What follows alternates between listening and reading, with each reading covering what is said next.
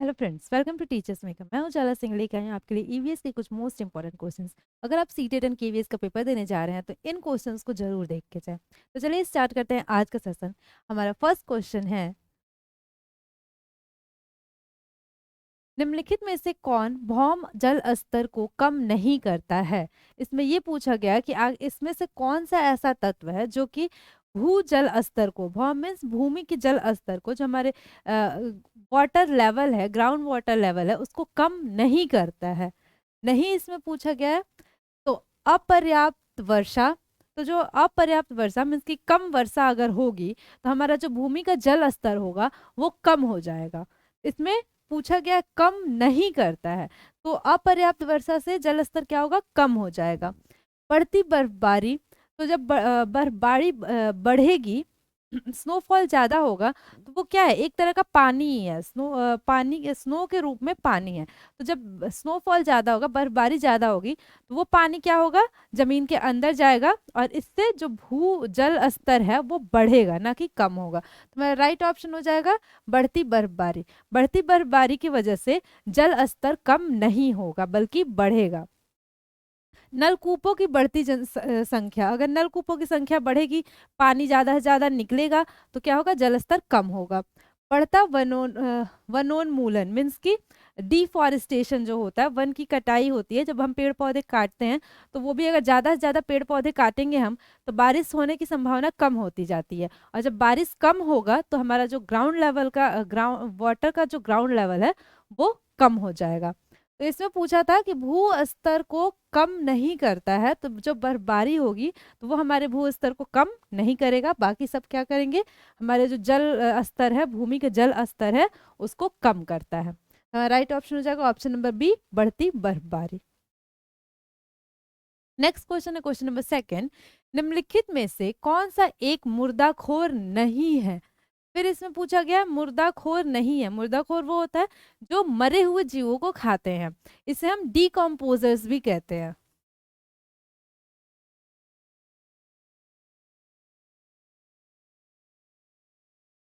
और ये मरे हुए जीवों को खाते हैं और इनका पर्यावरण को स्वच्छ करने में बहुत ही बड़ा योगदान होता है। इसे हम इन्वायरमेंटल क्लीनर भी कहते हैं। ये हमारे इन्वायरमेंट को क्या करते हैं, क्लीन करते हैं। अगर कोई भी एनिमल मर गया है, जैसे कि कुत्ता मर गया है, बिल्ली मर गई है, तो ये क्या होता है, ये सारे उन जीवों को खाते हैं जो मर गए होते हैं। तो इनमें से पूछा, निम्नलिखित में से कौन सा एक मुर्दाखोर नहीं है। मशरूम, गिद्ध, दीमक, केचुआ।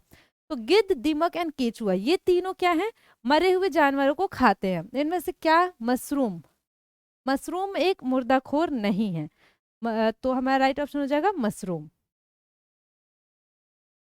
नेक्स्ट क्वेश्चन है क्वेश्चन नंबर थ्री, वनोन्मूलन के फलस्वरूप निम्नलिखित में से किस वायुमंडलीय गैसीय संगठन के स्तर में वृद्धि होती है।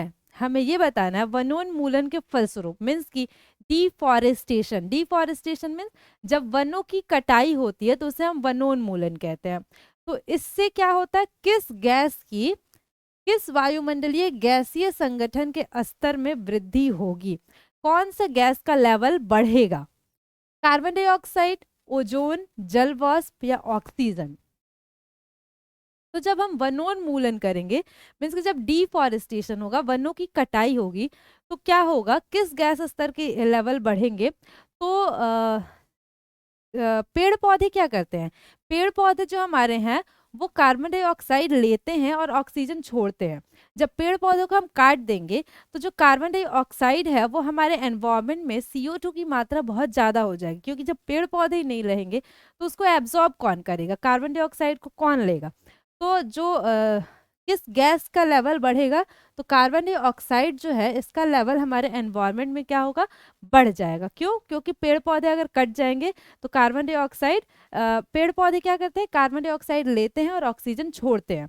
तो कार्बन डाइऑक्साइड, जब पेड़ पौधे नहीं रहेंगे तो कार्बन डाइऑक्साइड लेने वाला कोई नहीं रहेगा, तो क्या होगा, वो कार्बन डाइऑक्साइड हमारे एनवायरनमेंट में घूमते रहेंगे, तो इसका जो लेवल है वो बढ़ जाएगा। नेक्स्ट क्वेश्चन है क्वेश्चन नंबर फोर, एक दूसरे से जुड़ी जटिल खाद्य श्रृंखला कहलाती है। एक खाद्य श्रृंखला होती है, तो इसमें जटिल खाद्य श्रृंखला क्या कहलाती है, फूड वेब हम जिसे कहते हैं। तो खाद्य जाल, खाद्य नेटवर्क, जैव भार का पिरामिड, पौष्टिकता स्तर। तो जो खाद्य जाल होता है, फूड वेब भी हम इसे कहते हैं। तो फूड वेब जब बहुत जटिल होती है तो उसे हम खाद्य जाल मीन्स की फूड वेब कहते हैं। खाद्य श्रृंखला जब बहुत ही जटिल होती है तो इसे हम फूड वेब कहते हैं। फूड वेब का क्या मतलब होता है, खाद्य जाल का क्या मतलब होता है? फूड श्रृंखला वो होती है जहाँ प्लांट्स एनिमल्स को खाते हैं और फिर एक और कोई और एनिमल होता है जो उन एनिमल्स को खाता है। जैसे कि प्लांट्स हो गए हर्बीवोरस शाकाहारी, फिर मांसाहारी, फिर ओमनीवोरस मीन्स कि जो सर्वाहारी होते हैं। और फूड जाल क्या होता है, फूड वेब क्या होता है? देखिए, पहले ग्रास, ग्रास आ गया। ग्रास को कौन खाएगा? रैबिट एंड ग्रास खाएंगे। फिर रैबिट को कौन खाएगा? फॉक्स भी खा सकता है, रैबिट को वल्चर भी खा सकता है। फिर ग्रास को कौन खाएगा? फ्रॉग खा सकता है, बर्ड भी खा सकता है। और फिर इस बर्ड को कौन खाएगा? स्नेक खा सकता है, और फ्रॉग को भी स्नेक खा सकता है। और स्नेक को कौन खाएगा? वल्चर खाएगा। मीन्स कि ये बहुत ही जटिल हो जाता है, किसको कौन खा रहा है ये कुछ समझ में नहीं आता है। तो इसलिए हम इसे क्या कहते हैं? जटिल खाद्य श्रृंखला कहते हैं। और इसका एक और नाम है, इसे हम खाद्य जाल कहते हैं, मीन्स की फूड वेब कहते हैं। नेक्स्ट क्वेश्चन है, ताजमहल के पीले होने के लिए निम्नलिखित में से कौन सा कारक जिम्मेदार है? हमें ये बताना है कि जो ताजमहल का कलर है वो ताजमहल संगमरमर से बना हुआ है, और संगमरमर सफेद संगमरमर से बना हुआ है, बहुत ही ज्यादा सफेद होता है वो। लेकिन अभी जो है ताजमहल का कलर पीला होता हुआ नजर आ रहा है। आखिर उसमें कौन जिम्मेदार है? Chlorine, nitrogen dioxide, sulphur dioxide या सल्फर? तो हमारा राइट ऑप्शन हो जाएगा सल्फर डाइऑक्साइड। जो सल्फर डाइऑक्साइड है उसके कारण क्या हो रहा है, जो ताजमहल का कलर है वो येलो होता हुआ दिखाई दे रहा है। क्यों? एसिड रेन की वजह से। एसिड रेन क्या होता है? अम्ल वर्षा।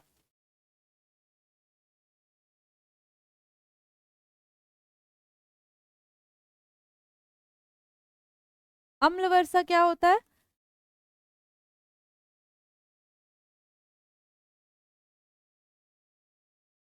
जो बारिश हो रही है, बारिश के पानी में क्या हो रहा है? एसिड की मात्रा आ रही है। किसकी वजह से? सल्फर डाइऑक्साइड की वजह से। एसिड की वजह से ही वो क्या हो रहा है, वो जो संगमरमर का कलर है, जो ताजमहल का वाइट कलर होता है, वो येलोइश पड़ रहा है, येलो पीलेपन पीला हो रहा है वो। एसिड रेन क्यों होता है? जो हमारे आसपास का हमारा जो वातावरण है वो बहुत ही ज्यादा प्रदूषित होता जा रहा है, और इस प्रदूषण के कारण क्या हो रहा है, बारिश में क्या एसिड की मात्रा आ रही है, तो हमारा एसिड रेन उसे कहते हैं। इसी कारण ताजमहल का कलर पीला नजर आ रहा है। और इसमें कौन सी गैस की मात्रा होती है? सल्फर डाइऑक्साइड की मात्रा होती है। निम्नलिखित में से कौन सी ईवीएस कक्षा में गतिविधि है या गतिविधियां हैं? श्यामपट्ट का उपयोग, चित्र पढ़ना, फील्ड भ्रमण, ये सभी। तो ईवीएस पढ़ने के लिए कौन सी गतिविधि है, इसमें से हमें बताना है कि ईवीएस पढ़ाने के दौरान हम इसमें से किस किस चीज का यूज करते हैं, किस चीज का यूज करते हैं? श्यामपट्ट का मीन्स कि ब्लैक बोर्ड का, तो बिल्कुल सही है। ईवीएस के लिए या फिर किसी भी सब्जेक्ट के लिए हम ब्लैक बोर्ड का यूज करते हैं। चित्र पढ़ना यानी कि हम डायग्राम्स दिखाते हैं, प्रोजेक्ट बनाते हैं, चार्ट पेपर बनाते हैं, उस पर डायग्राम्स बनाते हैं और बच्चों को दिखाते हैं। जैसे कि फूड चेन हो गया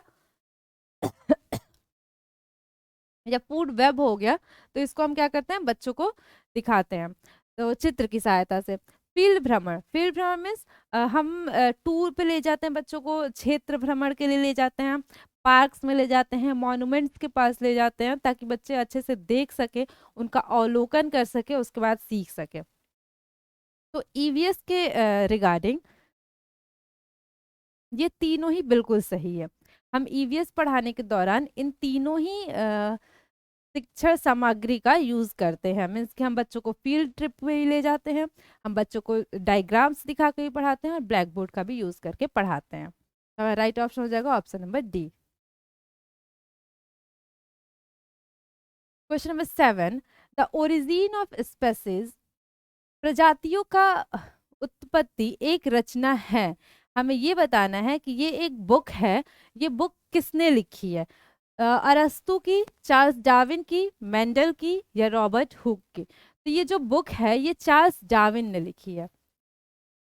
चार्ल्स डार्विन ने लिखा है बुक कौन सा? The origin of species. और ये बुक कब पब्लिश हुई थी?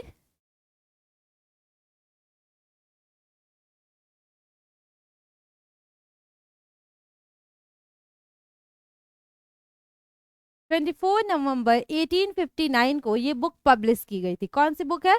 The origin of species. ये क्या थे? चार्ल्स डार्विन जो है ये ब्रिटिश प्रकृतिवादी थे।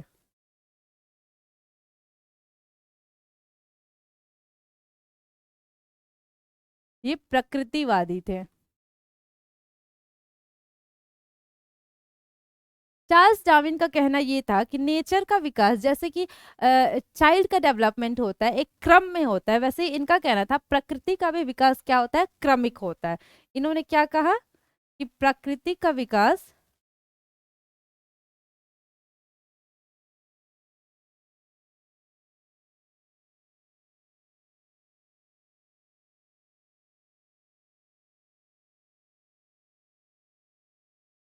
क्रमिक होता है।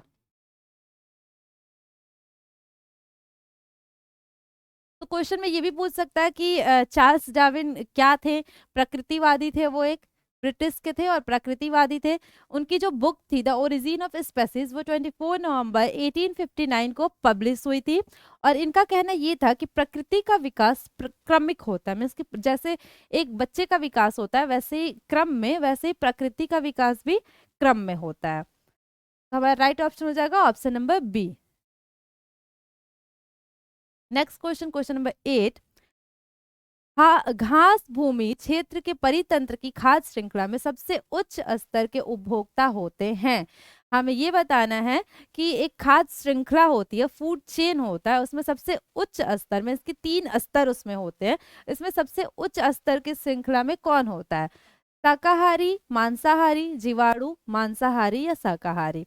तो जो सबसे उच्च श्रृंखला होती है, उच्च उच्च स्तर पे मांसाहारी होते हैं। हम इसको ऐसे समझते हैं, पहले आता है घास या फिर प्लांट्स ले लीजिए। प्लांट्स, प्लांट्स को कौन खाता है? प्लांट्स को मान लीजिए डियर खाते हैं।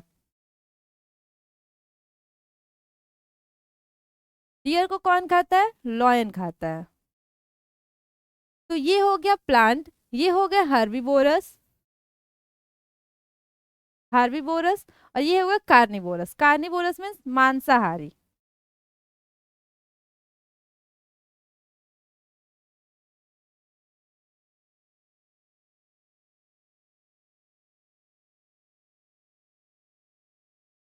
यहाँ आते हैं शाकाहारी।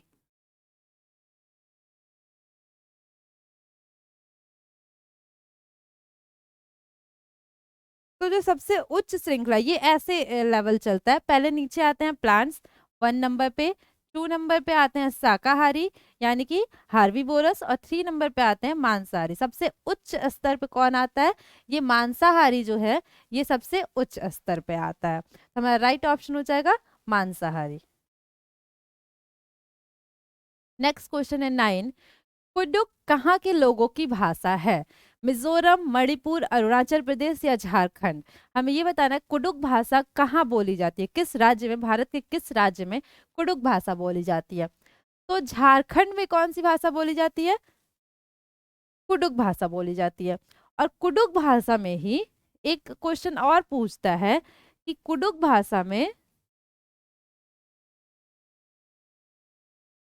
जंगल को क्या कहते हैं?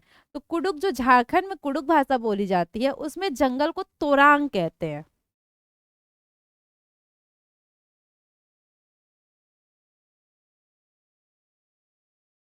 ये क्वेश्चन बार बार सीटेट में पूछता है कि तोरांग का क्या मतलब होता है। तोरांग का मतलब जंगल होता है, और किस भाषा में? कुडुक भाषा में। और कुडुक भाषा कहाँ की है? तो ये झारखंड के जो आदिवासी होते हैं, जो वहाँ के ट्राइब्स होते हैं, ट्राइबल्स होते हैं, वो ये कुडुक भाषा बोलते हैं।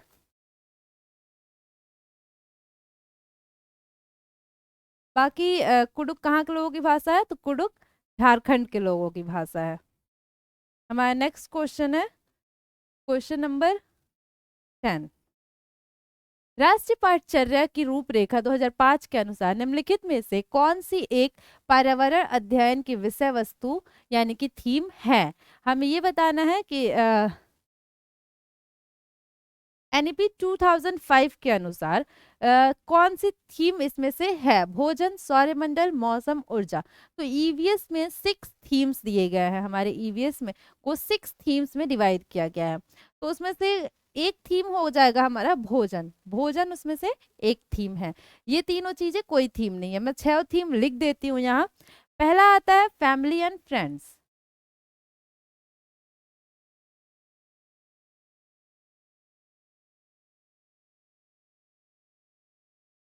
परिवार एवं मित्र। दूसरा आता है फूड, भोजन, जो कि इसमें दिया हुआ है। तीसरा आता है हमारा वाटर, जल। चौथा आता है शेल्टर।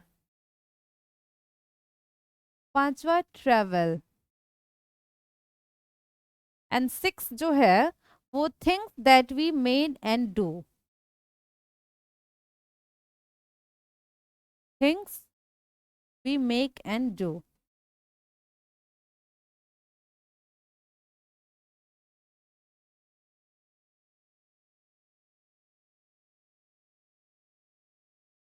ये 6 थीम्स दी हुई है हमारे ईवीएस में। हमारे जो पूरा ईवीएस है वो इसी 6 थीम्स पे आधारित है। तो इसमें से पूछा था कि इनमें से कौन सा ईवीएस के थीम है। तो जो फूड है यानी कि जो भोजन है वो हमारा थीम है। सौरमंडल, मौसम, ऊर्जा ये हमारा ईवीएस का थीम नहीं है। तो हमारा राइट ऑप्शन हो जाएगा ऑप्शन नंबर ए, भोजन। उसके अलावा हमारे थीम्स कौन कौन से हैं? Family and friends, food, water, shelter, travel, things we make and do. चीजें जो हम बनाते हैं और करते हैं। फूड, भोजन, फैमिली एंड फ्रेंड, परिवार एवं मित्र। नेक्स्ट क्वेश्चन है क्वेश्चन नंबर 11। बगुला भैंस पर बैठता है क्योंकि। आपने देखा होगा जो बगुला है वो भैंस के ऊपर बैठता है। हमें बताना है क्यों बैठता है। बगुला तथा भैंस में सहजीवी का संबंध होता है। बगुला मनोरंजन के लिए भैंस पर बैठता है। भैंस बगुले को एक स्थान से दूसरे स्थान तक आने जाने में मदद करती है। बगुला भैंस को डराना चाहता है। तो जो बगुला और भैंस है इन दोनों में सहजीवी का संबंध होता है। सहजीवी का संबंध क्या होता है? बगुला जो होता है वो भैंस के ऊपर छोटे छोटे इंसेक्ट्स बैठे होते हैं, जो कीड़े बैठे होते हैं, उनको खाता है। और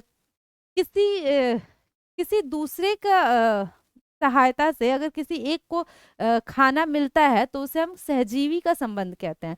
तो बगुला तथा भैंस में सहजीवी का संबंध है, इस वजह से बगुला क्या करता है? भैंस के ऊपर बैठता है। नेक्स्ट क्वेश्चन है क्वेश्चन नंबर 12। कांच के जार तथा बोतलों को उनमें अचार भरने से पूर्व सूर्य की धूप में अच्छी तरह सुखाया जाता है, ऐसा क्यों है? आप लोगों ने भी देखा होगा कि जो भी हम अचार वगैरह रखते हैं, किसी भी चीज को अगर हमें स्टोर करना हो तो उसको हम कांच के जार में ही रखते हैं। और उसको भी हम अच्छी तरह से धूप में पहले सुखाते हैं, उसको धुलते हैं, उसके बाद सुखाते हैं, उसके बाद उसमें रखते हैं। ऐसा हम क्यों करते हैं? उसमें तापमान की वृद्धि करने के लिए, उसमें से धूल को हटाने के लिए, नमी को पूर्णतया हटाने के लिए, अचार को स्वादिष्ट बनाने के लिए। तो जो कांच का जार होता है उसको हम पूरी तरह से धूप में सुखाते हैं। क्यों?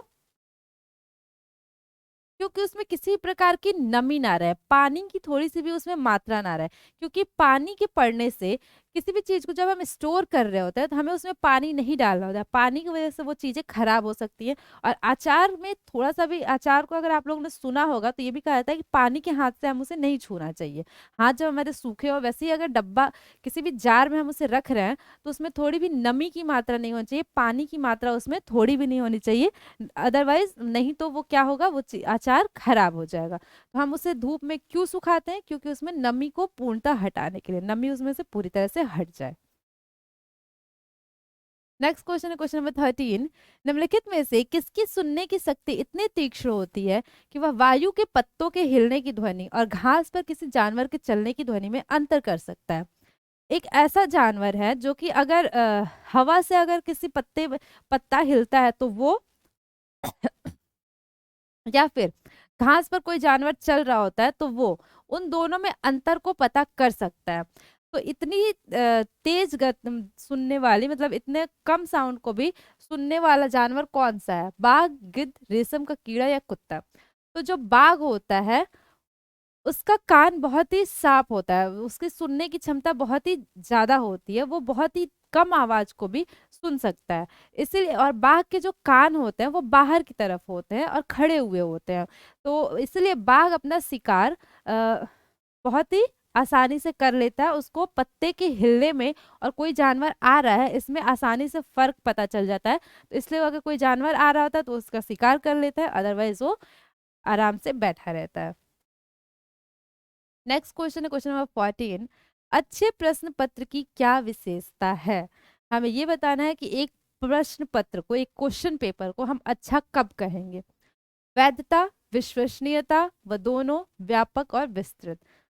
तो जो वैधता होती है, कोई भी पेपर हम बना रहे हैं वो उस कक्षा, जैसे कि हम अगर थर्ड क्लास का पेपर बना रहे हैं तो उस थर्ड क्लास के बच्चों के लिए वो वैध है या नहीं। ऐसा तो नहीं है कि हम पेपर थर्ड क्लास का बना रहे हैं और उसका वो बहुत ही ज़्यादा हार्ड हो तो थर्ड क्लास के बच्चे ना कर पाए, तो ऐसा नहीं है। जिस क्लास के लिए हम बना रहे हैं उस क्लास के लिए वो पेपर वैध है या नहीं, ये ज़्यादा मैटर करता है। विश्वसनीयता, रिलायबल, हम उस पर विश्वास कर सकते हैं कि नहीं, पेपर जो बना है वो अच्छे से बना है, मीन्स कि पेपर बच्चों तक ना गया हो। तो ये दोनों ही चीजें बहुत ही ज्यादा महत्वपूर्ण विशेषता है किसकी? पेपर की। तो वैधता और विश्वसनीयता दोनों ही होने चाहिए। नेक्स्ट क्वेश्चन है 15। छोटी कक्षाओं में पर्यावरण अध्ययन विषय में रुचि उत्पन्न करने के लिए पढ़ाने का तरीका होना चाहिए। कभी भी हम छोटे बच्चों को ईवीएस पढ़ा रहे होते हैं तो उसमें हमारा मेथड कौन सा होना चाहिए ताकि बच्चे इंटरेस्ट के साथ पढ़ सके? आगमन विधि, मनोरंजक एवं खेल संबंधी, रटने का, या निगमन विधि? तो छोटे बच्चों को कभी भी हम पढ़ाते हैं तो हम ज्यादा से ज्यादा यूज करते हैं मनोरंजन एवं खेल संबंधी विधि, ताकि बच्चे इंटरेस्ट ले पढ़ने में। बच्चों को खेल बहुत ही ज्यादा पसंद होता है, तो इसलिए हम बच्चों को कोशिश करते हैं कि खेल विधि की तरह ही खेल विधि से ही पढ़ाए एवीएस को। तो बेस्ट ऑप्शन है मनोरंजन एवं खेल विधि। आगमन विधि क्या होता है? आगमन विधि में हम बच्चों को पहले एग्जाम्पल्स बताते हैं। जैसे कि बच्चों को अगर हमें नाउन पढ़ाना है तो पहले हम उनसे एग्जाम्पल्स पूछेंगे, स्टूडेंट्स के नाम पूछेंगे। जैसे कि नाउन क्या होता है? किसी भी व्यक्ति, वस्तु, स्थान के नाम को हम संज्ञा कहते हैं। तो पहले हम उनसे एग्जाम्पल्स पूछेंगे, स्थान के नाम बताओ, व्यक्ति के नाम बताओ, वस्तु के नाम बताओ। उसके बाद हम उसे बताएंगे कि इसे ही हम क्या कहते हैं? संज्ञा कहते हैं। तो ये हो गया आगमन विधि। इसमें हम एग्जाम्पल टू रूल जाते हैं, पहले हम उदाहरण देते हैं और फिर रूल समझाते हैं बच्चों को। और निगमन विधि में हम रूल टू एग्जाम्पल जाते हैं, पहले हम बच्चों को रूल सिखाते हैं उसके बाद एग्जाम्पल देते हैं। जैसे कि पहले हम बच्चों को नाउन का डेफिनेशन बता देंगे कि noun is a name of person, place and thing, and उसके बाद हम उसका एग्जाम्पल देंगे। तो इसे हम कहते हैं निगमन विधि। और आगमन विधि पहले हम एग्जाम्पल बताते हैं फिर रूल बताते हैं। लेकिन छोटे क्लासेस में पढ़ाने का सबसे बेस्ट तरीका कौन सा होता है? मनोरंजक एवं खेल विधि। हमारा नेक्स्ट क्वेश्चन है क्वेश्चन नंबर 16। निम्नलिखित में से कौन सा कीट मधुमक्खियों की भांति कॉलोनी में एक साथ नहीं रहता है? आप लोगों ने अगर देखा होगा तो मधुमक्खी एक साथ कॉलोनी में रहते हैं। मधुमक्खी के छत्ता पे अगर थोड़ा सा हम पत्थर मार दें तो सारी मधुमक्खियां एक साथ ही बाहर निकलती हैं और वो एक ही साथ उसी छत्ते में रहती हैं। तो क्या करती है मधुमक्खियां? कैसे रहती हैं? ग्रुप में रहती हैं। तो हमें ये बताना है इसमें से कौन सा ऐसा कौन सी ऐसी कीट ये है जो कि छत्ते में, मीन्स की ग्रुप में नहीं रहती हैं? ततैया, चींटी, दीमक या मकड़ी? तो चींटी को भी आप लोगों ने देखा होगा, वो भी ग्रुप में रहती है। अगर लाइन से चलती है सारी चींटियां एक साथ ही चलती हैं, ग्रुप में चलती हैं। दीमक भी ग्रुप में ही रहते हैं, एक ही जगह पे बहुत सारे दीमक रहते हैं। जो मकड़ी होती है वो ग्रुप में नहीं रहती हैं। मकड़ी की कोई ऐसी बस्ती या कॉलोनी या फिर वो ग्रुप नहीं बनाती है, तो हमारा राइट ऑप्शन हो जाएगा मकड़ी। Next question, question number 17। Pushkar मेला कहाँ आयोजित किया जाता है? हमें ये बताना है कि पुष्कर मेला किस जगह आयोजित किया जाता है? जयपुर, उदयपुर, जोधपुर या अजमेर? तो जो पुष्कर मेला है वो अजमेर में, राजस्थान के अजमेर में आयोजित किया जाता है। और ये अक्टूबर टू नवंबर मंथ में लगता है, अक्टूबर या नवंबर महीने में लगता है। और ये 5 दिवसीय मेला होता है, मीन्स कि 5 दिन का मेला होता है। और इसे हम ऊंटों का मेला भी कहते हैं। इसमें क्या होता है, ज्यादातर ऊंटों की क्रय और बिक्री होती है, मीन्स की खरीदारी और बेचा जाता है। इसे हम क्या कहते हैं, ऊंटों का मेला भी कहते हैं। तो ये बहुत ही कंफ्यूजिंग क्वेश्चन होता है। एक होता है पुष्कर मेला और एक होता है सोनपुर का मेला। तो सोनपुर का जो मेला होता है वो पशुओं का, एशिया का सबसे बड़ा पशु मेला होता है। लेकिन जो ये अजमेर का पुष्कर मेला होता है, ये किस चीज का मेला होता है, ऊंटों का मेला होता है। इसे हम ऊंटों का मेला भी कहते हैं। ये अक्टूबर से नवंबर, अक्टूबर या नवंबर में लगता है और ये 5 दिन का मेला लगता है इसमें। हमारा नेक्स्ट क्वेश्चन है क्वेश्चन नंबर 18। राष्ट्रीय पाठचर्या की रूपरेखा 2000 के अनुसार पर्यावरण अध्ययन को किस कक्षा समूह में स्थान दिया गया है। हमें ये बताना है कि पर्यावरण अध्ययन को राष्ट्रीय पाठचर्या की रूपरेखा 2000 के अनुसार पर्यावरण अध्ययन को किस कक्षा में जगह दिया गया है। पहली और दूसरी कक्षा, तीसरी से 5वीं कक्षा, छठी से 8वीं कक्षा, 9वीं और 10वीं कक्षा। तो जो ईवीएस हम पढ़ाया जाता है वो 3rd to 5th पढ़ाया जाता है। तीसरी से 5वीं कक्षा के बीच के बच्चों के, तीसरी से 5वीं तक के कक्षा के बच्चों के पास ईवीएस की बुक्स होती है, उनको ईवीएस पढ़ाया जाता है। पहली और दूसरी कक्षा के बच्चों में ईवीएस जो होता है वो इंटीग्रेटेड है। इंटीग्रेटेड मीन्स एकीकृत है। ईवीएस को हम क्या करते हैं, उनकी जो मैथ्स की बुक होती है या फिर उनकी जो लैंग्वेज की बुक होती है, हिंदी, इंग्लिश या और भी लैंग्वेज की बुक होती है, उसी में हम ईवीएस को इंटीग्रेट कर दिए हैं। तो पहली और दूसरी कक्षा के बच्चे ईवीएस अलग से नहीं पढ़ते हैं, उनकी जो बुक है वो इंटीग्रेटेड है, एकीकृत है मैथ्स और लैंग्वेज के बुक में। और तीसरी से 5वीं कक्षा तक के बच्चों के लिए अलग से ईवीएस की बुक दी जाती है, अलग से ईवीएस सब्जेक्ट पढ़ाया जाता है। हमारा नेक्स्ट क्वेश्चन है, हमारे देश में निम्नलिखित स्थानों में कौन सा ठंडा रेगिस्तान है। जैसलमेर, लद्दाख, मेघालय, दार्जिलिंग।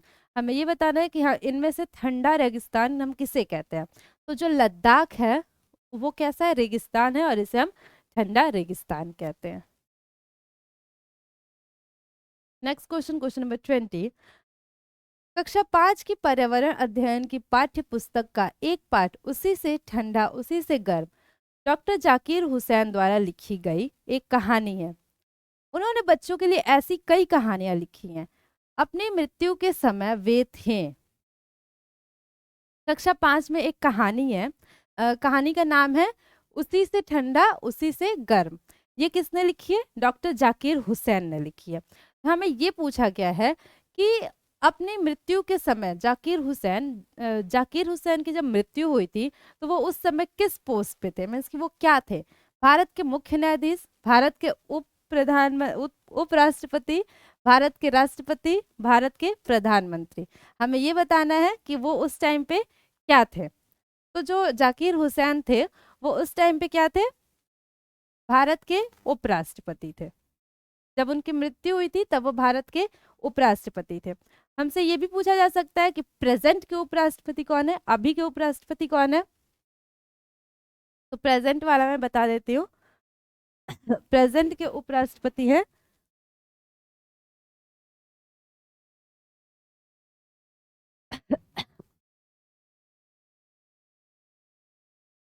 प्रेजेंट के जो उपराष्ट्रपति हैं ये हैं जगदीप धनखड़।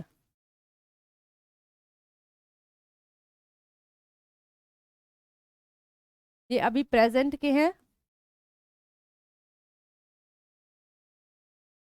हमसे क्या पूछा गया है कि जाकिर हुसैन अपनी मृत्यु के समय क्या थे। तो जाकिर हुसैन अपनी मृत्यु के समय उपराष्ट्रपति थे। और अभी के राष्ट्रपति कौन है, सॉरी उपराष्ट्रपति कौन है, तो जगदीप धनखड़। और अभी के प्रधानमंत्री कौन है, तो ये सबको पता है, नरेंद्र मोदी अभी के प्रधानमंत्री है प्रेजेंट के। एंड भारत के राष्ट्रपति, अभी के जो राष्ट्रपति है वो कौन है, तो द्रौपदी मुर्मू।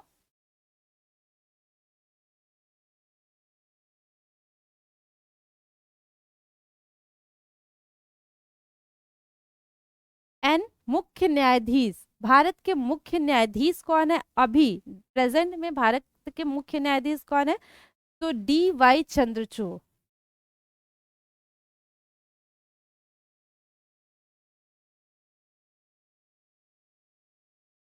ये अभी मैंने प्रेजेंट का बता दिया। हमसे क्वेश्चन में ये पूछा गया था कि मृत्यु के दौरान जाकिर हुसैन क्या थे, तो मृत्यु के दौरान जाकिर हुसैन भारत के उपराष्ट्रपति थे। तो हमारा आज का सेशन यही खत्म होता है। वीडियो पसंद आई हो तो वीडियो को लाइक करके चैनल को सब्सक्राइब कर दीजिए एंड कमेंट में अपने स्कोर जरूर शेयर करिएगा कि 20 में से आपके कितने स्कोर आए हैं। Thank you for watching.